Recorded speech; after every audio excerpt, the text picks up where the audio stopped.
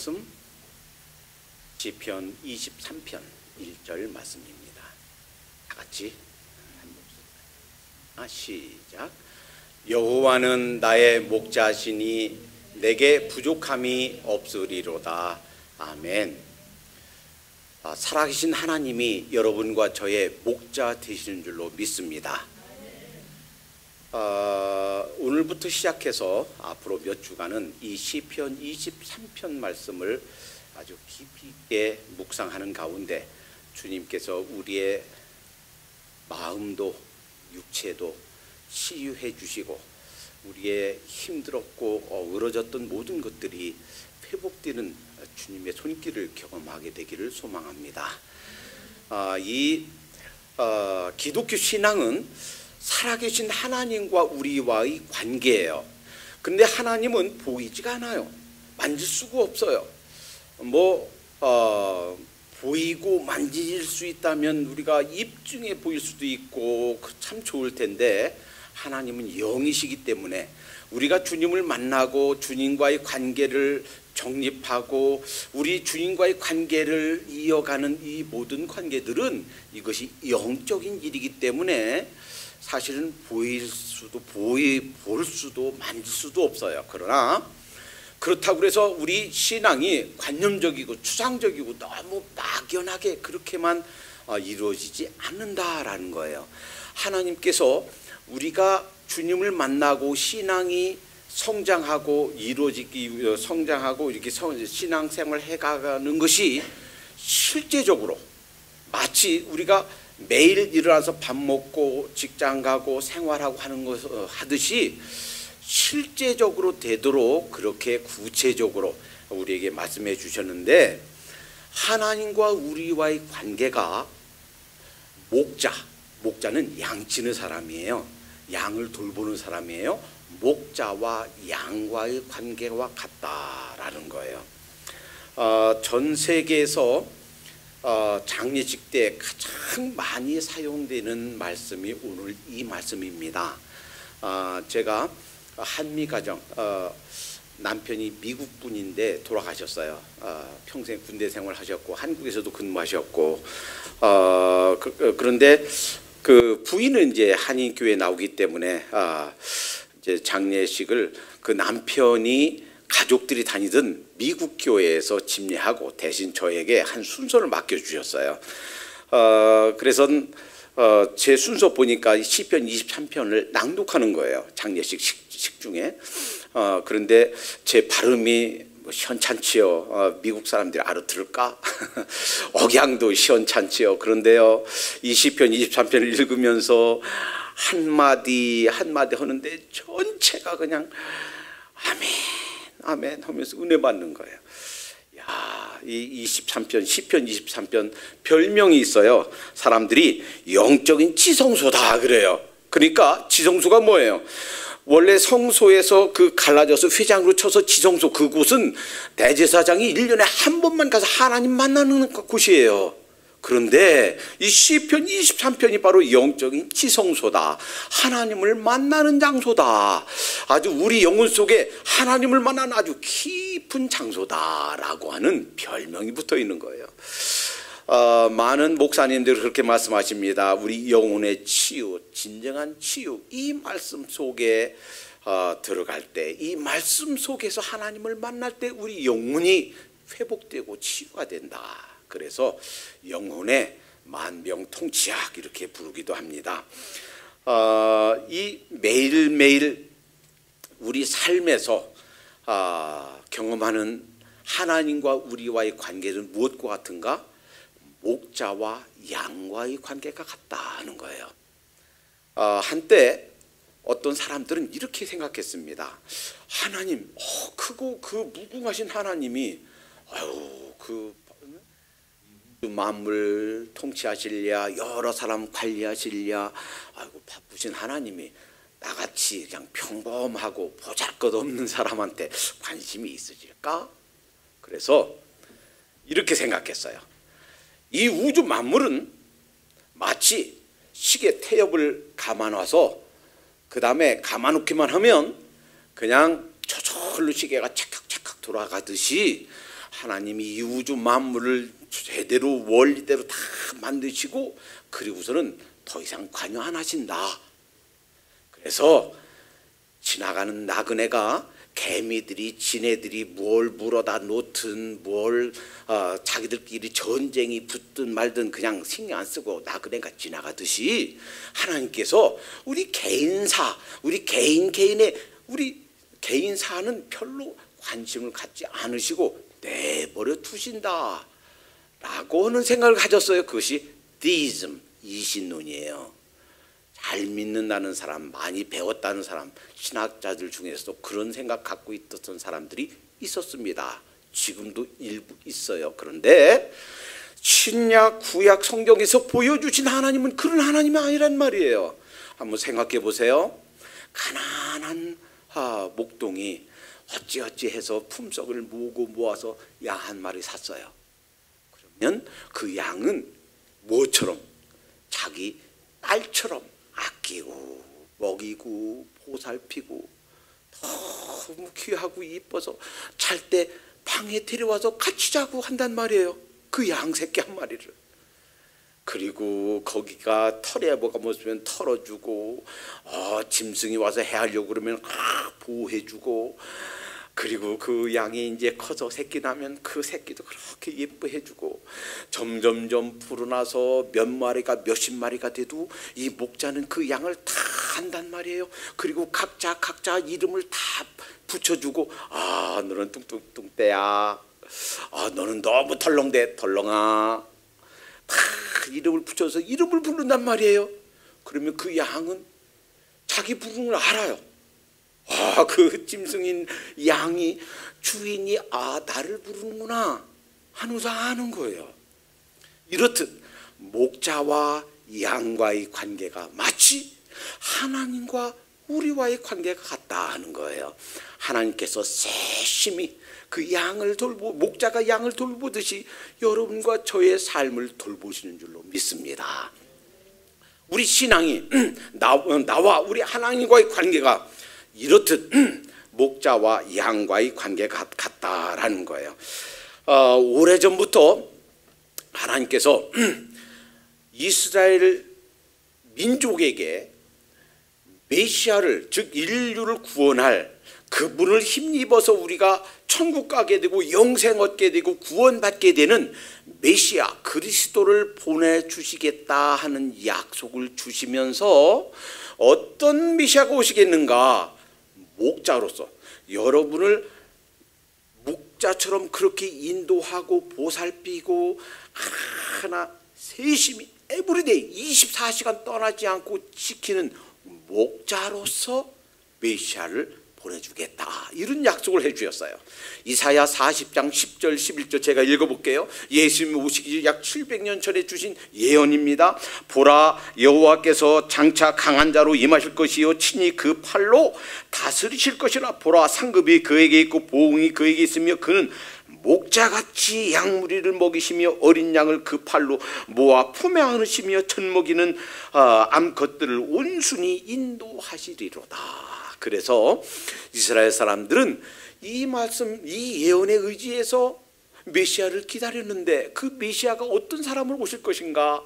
목자가 양을 돌보듯이 그렇게 우리의 전 삶, 우리 민족의 전 미래, 우리 가정의 전 가정사, 이 모든 것을 보살피시고 책임지실 그러한 메시아, 그저 그냥 도매금으로 대충이 아니라 개개인, 그리고 내 모든 삶, 내 모든 순간순간을 나와 동행하시고 날 지키시는 그런 목자로서 세상에 오실 그런 메시아를 약속해 주셨고, 그러한 메시아를 이스라엘 사람들이 기다렸다라는 거예요.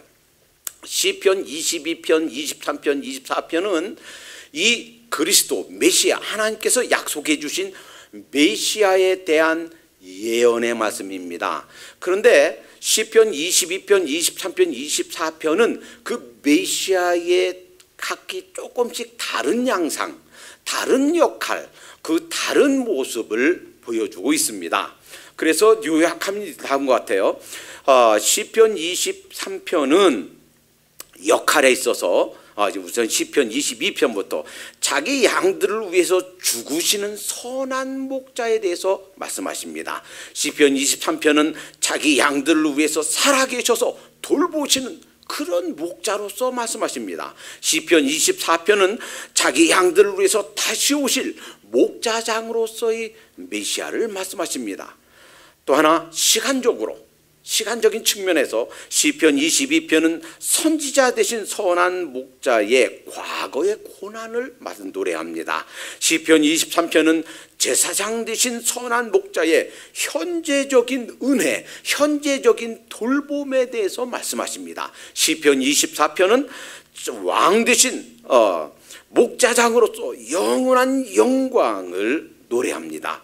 이번엔 그 양상, 우리를 돌보시는 그 양상에 있어서 시편 22편은 선한 목자의 고통의 부르짖음, 선한 목자로 오신 그 예수 그리스도가 여러분과 저를 위해서 당하신 그 고난에 대해서 말씀하십니다. 시편 23편은 위대한 목자의 복된 위로, 여러분과 저를 위해서 주신 그 위로에 대해서 노래합니다. 시편 24편은 충부적인 요청, 이제 주님께서 이 세상 사역을 마치시고 하늘로 올라가셔서 여러분과 저를 위해서 지금도 기도하고 계신 줄로 믿습니다. 우리가 갖가지 힘들고 어려울 때마다 힘내라 위로해 주시면서 또 동시에 하나님께 우리의 중보자로서 여러분과 저를 위해서 지금도 하나님께 기도 올리고 계신 줄로 믿습니다.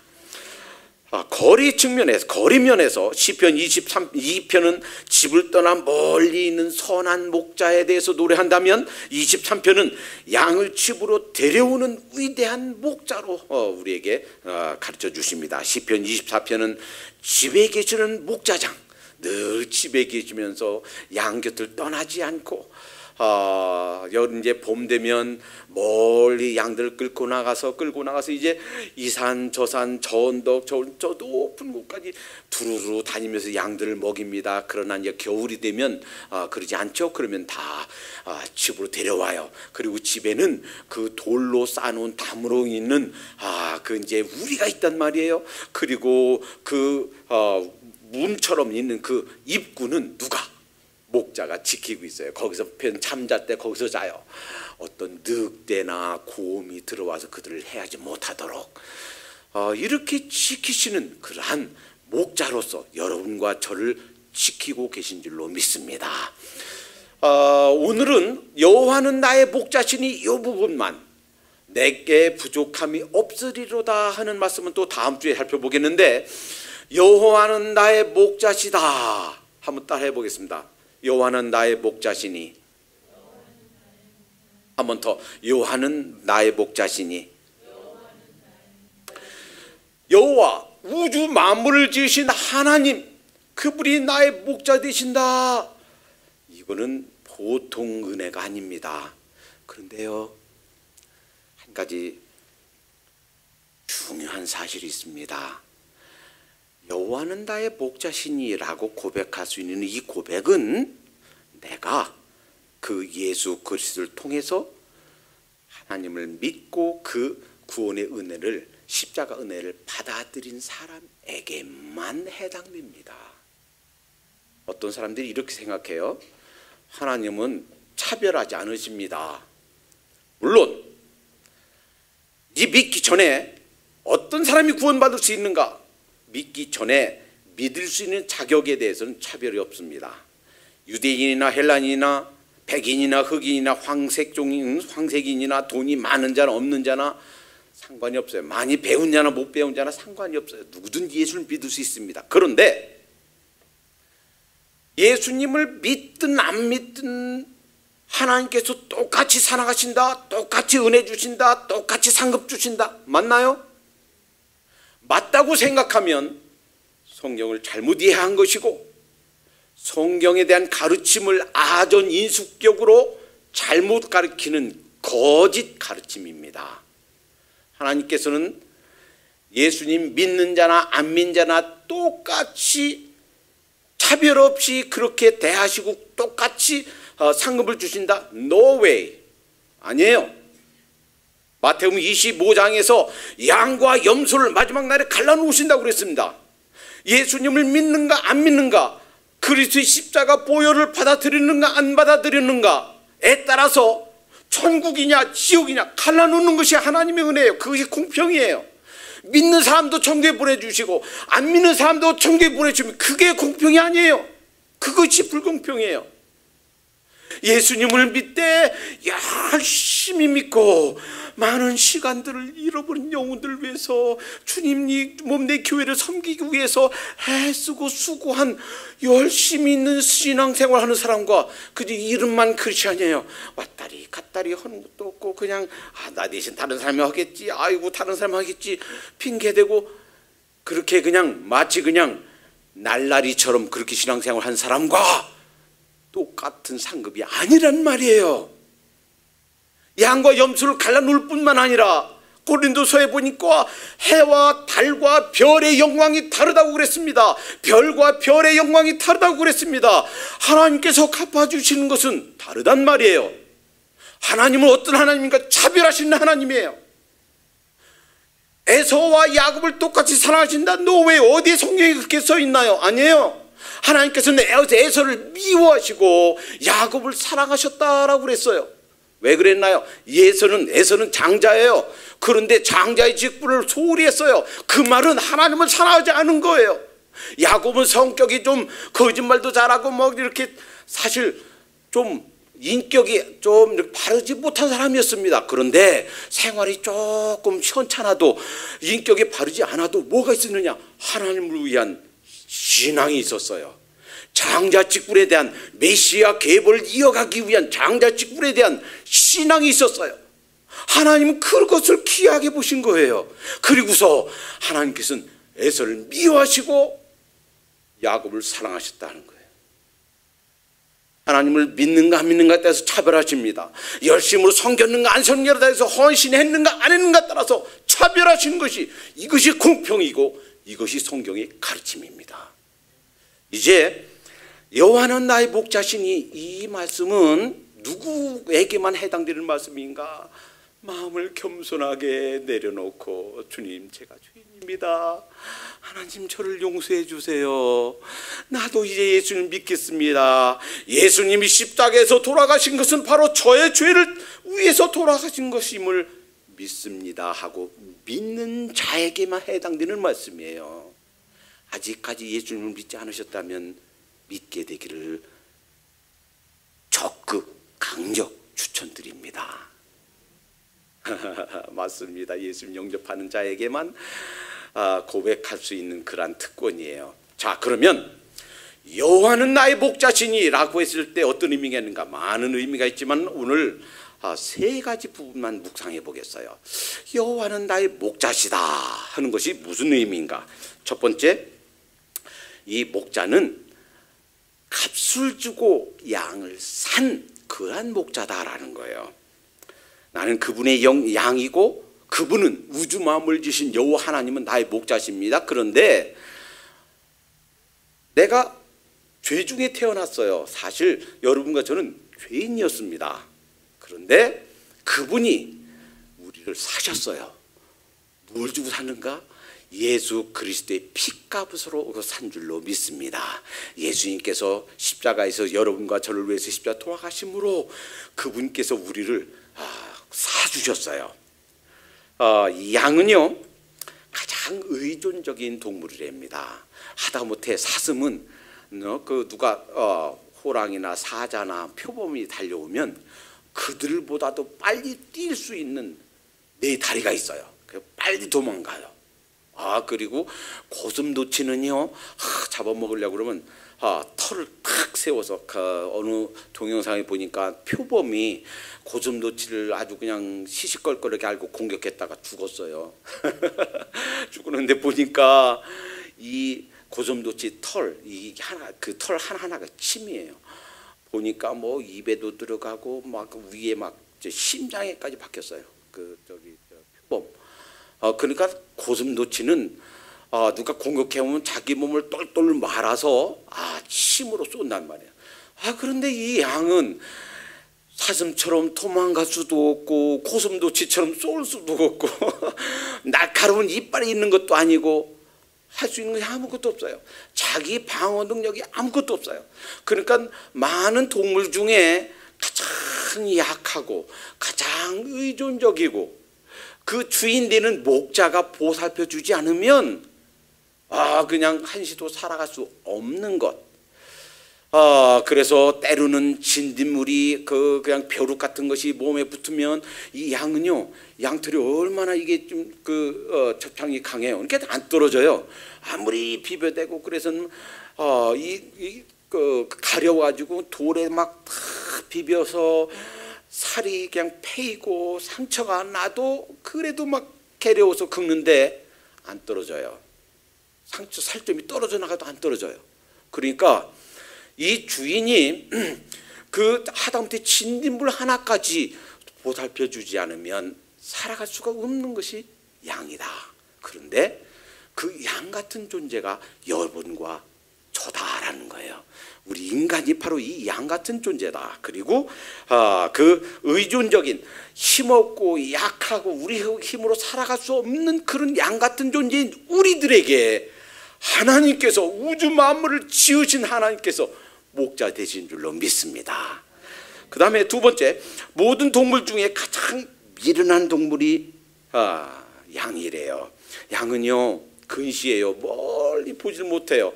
조금만 가면 그 낭떠러지가 있는데 그 눈이 근시라서 멀리 보질 못해요. 그러니까 뭐만 보는가? 이 바로 앞에 있는 그 목젖이 그 근시니까 앞에만 보는 거예요. 그리고선 막 하다가 주인이 얘야 그거 더 가면 안 돼 돌아와 해도 그 풀만 따라가다가 절벽에 가까이 와서 뒤에 있는 녀석이 자꾸 밀으니까 떨어지지 않으려고 어쩔 수 없이 떨어지게 된단 말이에요. 이렇게 미련한 동물이 양이다라는 거예요. 시편 73편 22절에 보니까 내가 이같이 우매무지하니 주의 앞에 짐승이오나 내가 항상 주와 함께하나 하니 주께서 내 오른손을 붙드셨나이다. 마치 양처럼 무지몽매한 존재가 우리 인간인 줄로 믿습니다. 바로 나 자신인 줄로 믿습니다. 그러나 우리가 걱정할 필요가 없는 것은 이 양같이 미련한 동물이 바로 나인데, 그러나 우리의 주님이 우리 목자 되시니 안전하고 걱정할 필요가 없는 줄로 믿습니다. 또 하나, 이 양은요 미련한 동물이래요. 물에 들어가지 않으려고 그냥 그 주인이 이제 목자가 이제 씻기려고 그러면 이 발버둥 쳐서 나오려고 그래요. 그러니까 물이 그 발이 물에 땅에 닿는 한 그냥 헤엄쳐서 나오려고 막 기를 쓰는 거예요.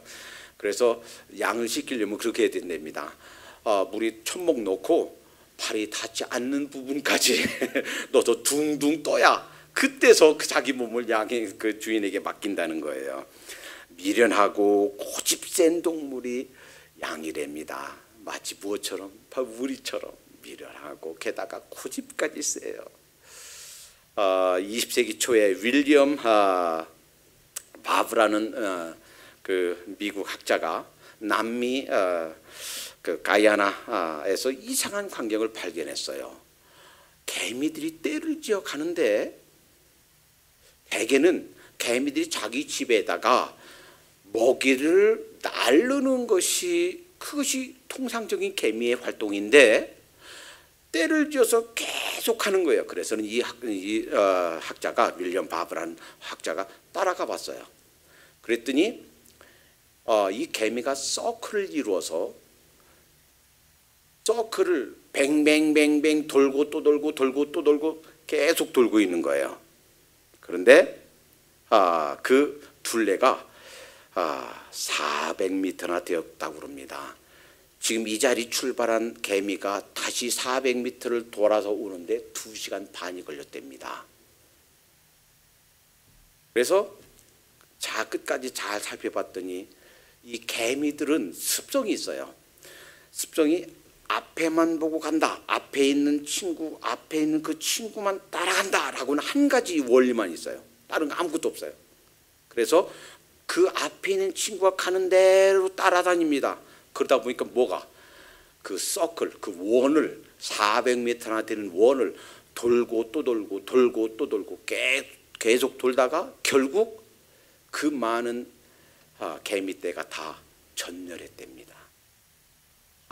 그래서 생긴 말이 서큘러 밀, 원형 선회, 결국 다 죽게 되는, 다 망가지고 다 죽게 되는 원형 선회라는 라는 용어가 생기게 됐어요. 근데 마치 우리의 삶과 비슷해요.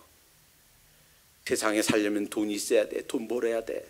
돈 벌기 위해서 밤이고 낮이고 일주일 내내 열심히 다닙니다. 뭐처럼? 그 개미가 원형선에 그 똑같은 일 계속 하고 하는 것처럼. 사사기에 보면 서클이에요. 그들이 하나님께 죄를 집니다. 그러면 하나님께서 그 징계를 내리셔서 이방 사람들로 향해서 그 고통 주게 됩니다. 그러면 그들이 다 엉망이 되고 다 빼앗기고 다 빈털털해서 하나님께 손들고 하나님 용서해 주세요 회개합니다. 그러면 다시 회복시켜 주십니다. 그러면 잠시 평안을 누리다가 또 범죄합니다. 또 자, 그래서 이 서클이 계속되는 거예요. 마치 뭐처럼? 원형선회처럼.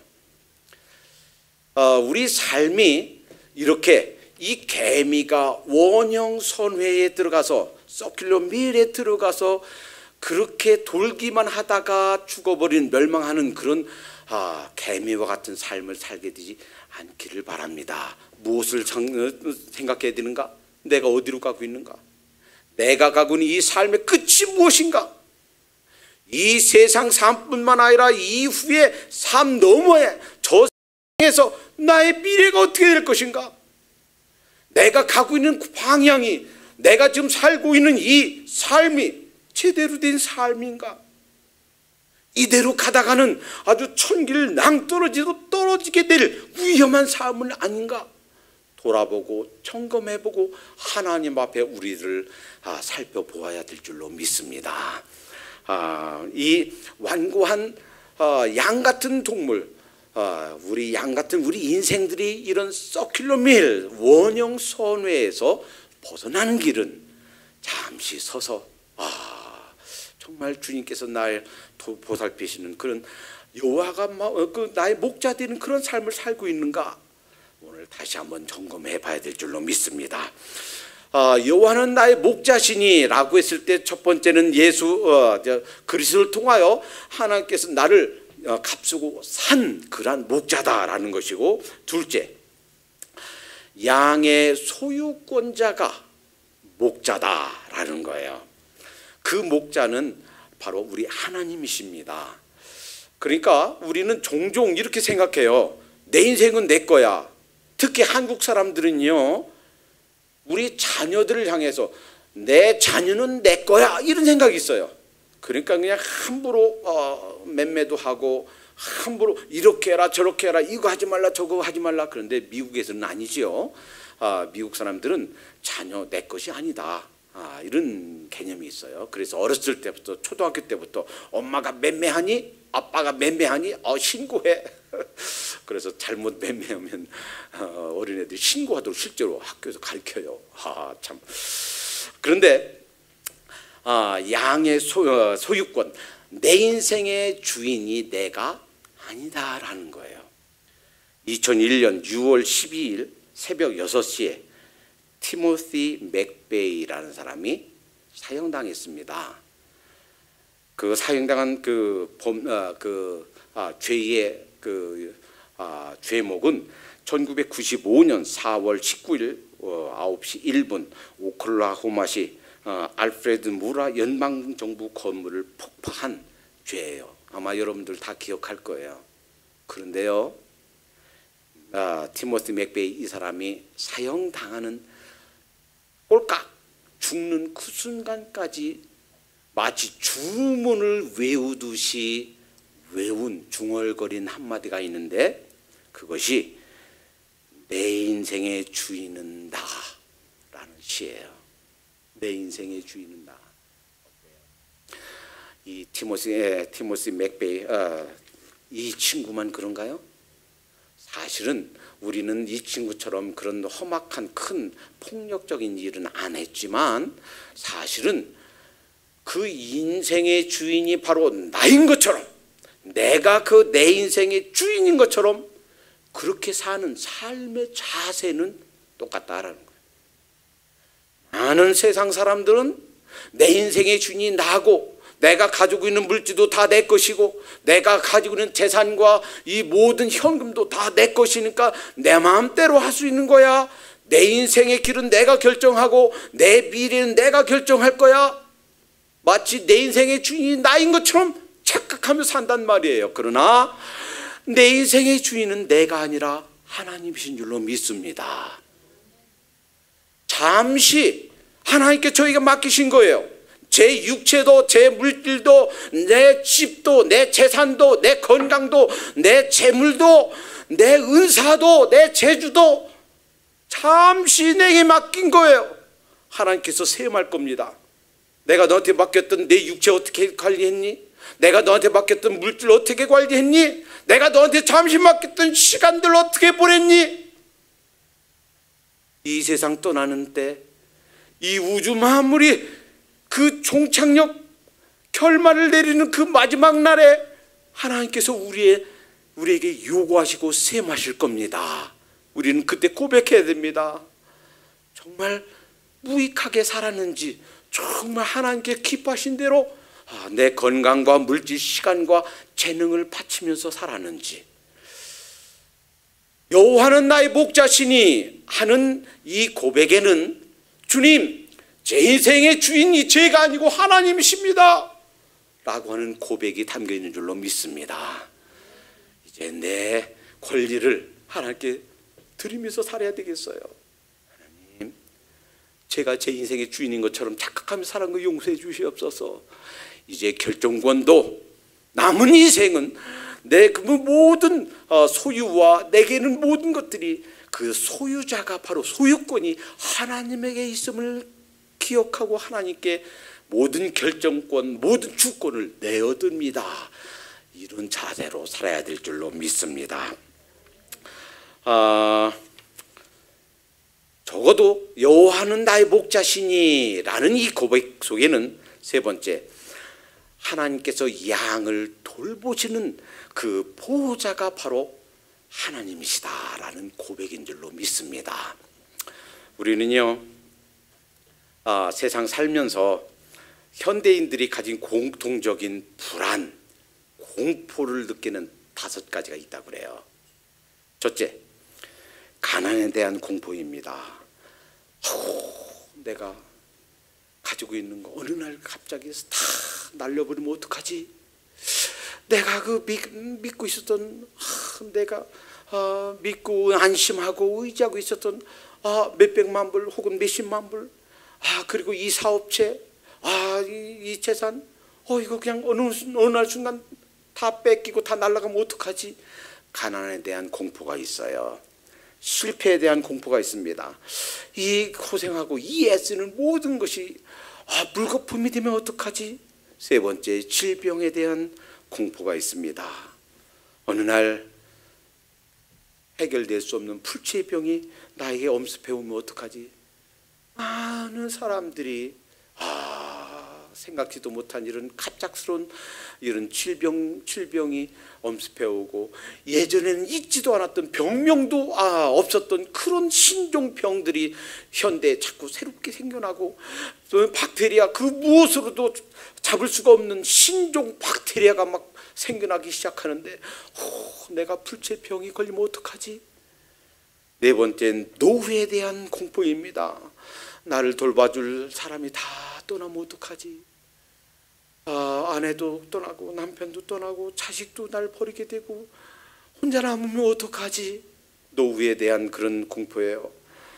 또 하나, 죽음에 대한 공포가 있답니다. 이러다가 어느 날 갑자기 내가 세상을 떠나면 어떡하지? 언젠가는 반드시 떠나게 될 텐데 내가 이 세상 갑자기 떠나게 된다면 어떡하지? 네, 현대인들이 가진 이 모든 공포와 불안의 요소들, 사실은 걱정할 필요가 없는 줄로 믿습니다. 왜요? 여호와 하나님께서 여러분과 저의 목자 되시기 때문입니다. 나를 돌봐줄 내 자식이 없어도, 나를 돌봐줄 아내가 없어도, 나를 돌봐줄 남편이 없어도, 내가 가진 물건 다 사라진다 할지라도 걱정할 필요가 없는 것은 여호와 하나님이 날 붙드시고 하나님이 날 떠나지 않으시면 걱정할 필요가 없는 줄로 믿습니다. 그러니까 세상에서요, 못 배운 것 때문에 불쌍한 게 아니에요. 가진 것이 없는 것 때문에 불쌍한 게 아니에요. 아이고, 내가 움직이지 못하고 휠체어에 앉아서 내가 내 힘으로 한 발짝도 움직일 수 없는데 그것 때문에 불쌍한 게 아니에요. 무엇 때문에 불쌍한 건가? 무엇 때문에 비참한 건가? 나를 돌봐줄 목자, 여호와 하나님이 나의 목자 되시 못하는 것이 불쌍한 줄로 믿습니다. 이 세상에서 우려해야 될 일은 내게 돈이 사라진 것이 아니에요. 내가 건강이 사라진 게 아니에요. 내가 이별한 것이 문제가 아니에요. 문제는 그 여호와 하나님이 나를 돌봐줄 목자가 아닌 것이 불쌍한 거예요. 하나님이 나의 목자 되시고 하나님이 내 인생 끝까지 이 세상과 내 세를 책임지신다면 걱정할 필요가 없는 줄로 믿습니다. 이 하나님이 어떤 하나님이십니까? 이 우주를 만물을 지으신 분이에요. 통치하신 분이에요. 그 어떤 것보다 크신 하나님이에요. 요한복음 10장 27절 28절 29절 보니까 여호와 하나님은 만유보다 크심에 아무도 그 하나님 손에서 우리를 빼앗을 자가 없느니라 그랬어요. 죽음도 칼도 저 악마도 지옥도 하나님의 손에서 우리를 빼앗을 수 없는 줄로 믿습니다. 이 크신 하나님의 손이 여러분과 저를 붙들고 계시는 줄로 믿습니다. 여러분, 아직까지 나는 여호와는 나의 목자시니 이렇게 고백할 그런 단계가 아닙니다. 아직 믿지 않습니다. 그러신 분들은 오늘 꼭 이 자리 떠나시기 전에 예수님을 믿고 하나님을 우리의 목자로 모시기 바랍니다. 하나님을 우리의 목자로 모신다면 우리는 걱정할 필요가 없습니다. 이 세상에서는요, IMF 때 자산이 수백억 되고 매출이 1년 매출이 수백억 되고 수조 되는 사람들도 우리나라의 대한민국의 30대 기업들 절반 이상이 무너졌다는 거예요.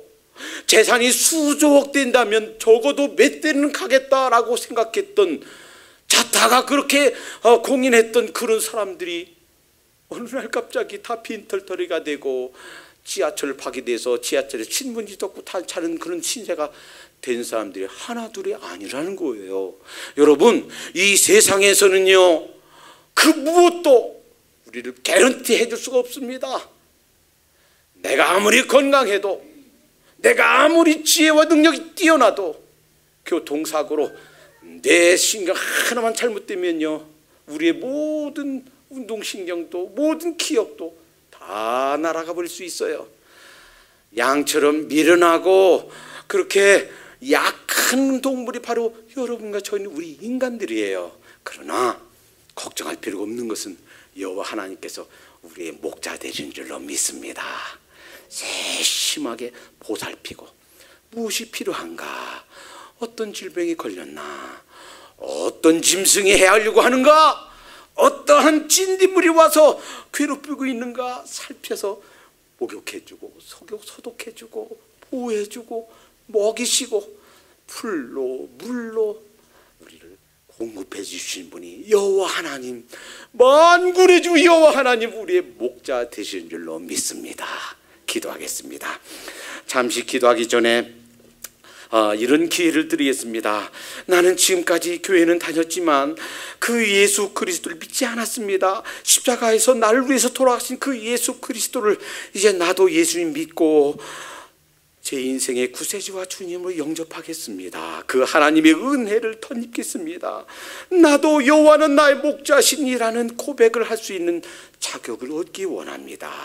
저도 이제 신자가 되겠습니다. 예수님을 제 마음의 구세주와 주님으로 믿는 영접하고 싶으니 저를 도와주세요 라고 생각되시는 분은 다 눈 감고 고개 숙인 상태에서 조용히 오른손 들었다가 내려주시기 바랍니다. 예수님 믿겠습니다. 이제 그 예수님을 나의 구세주와 주님으로 모셔드립니다. 이렇게 결단하시는 분은 조용히 오른손 들었다가 내리시기 바랍니다. 하나님께서 보십니다. 예, 감사합니다. 내려주세요. 예, 감사합니다. 내려주세요. 하나님께서 여러분의 결단을 지금 보시고 받으시는 줄로 믿습니다. 이분들을 도와드리는 의미에서 이미 예수를 영접하신 분들도 따라서 기도해 주시면 감사하겠습니다. 이분들은 제 기도를 따라하지만 여러분의 마음을 여러분의 입술로 하나님께 진심으로 고백한다라고 생각하고 제 기도를 따라해 주시기 바랍니다. 만군의 주 여호와 하나님, 저는 죄인입니다. 예수 그리스도께서 저의 죄를 대신하여 십자가에서 돌아가신 것을 이 시간 믿습니다. 제 마음속에 오시어서 구세주와 주님이 되어주세요. 지금부터 천국 갈 때까지 제 신앙을 붙들어 주세요. 예수님의 이름으로 기도합니다. 한 번 더 기도합니다. 사랑해 주님 감사합니다. 오늘 새롭게 결단하고 그 예수 그리스도를 마음속에 구세주와 주님으로 모셔드린 분이 있습니다. 하나님, 저들을 축복해 주시옵소서. 저들이 신앙이 자라게 해 주시옵소서. 아름답게 싹이 트고 자라게 해 주시옵소서.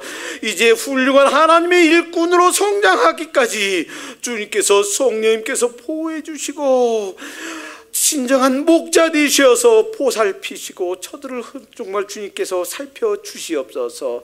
주님, 이제 여호와 하나님, 만군의 주 여호와를 우리의 구세주로, 우리의 목자로 고백할 수 있게 된 것을 감사드립니다.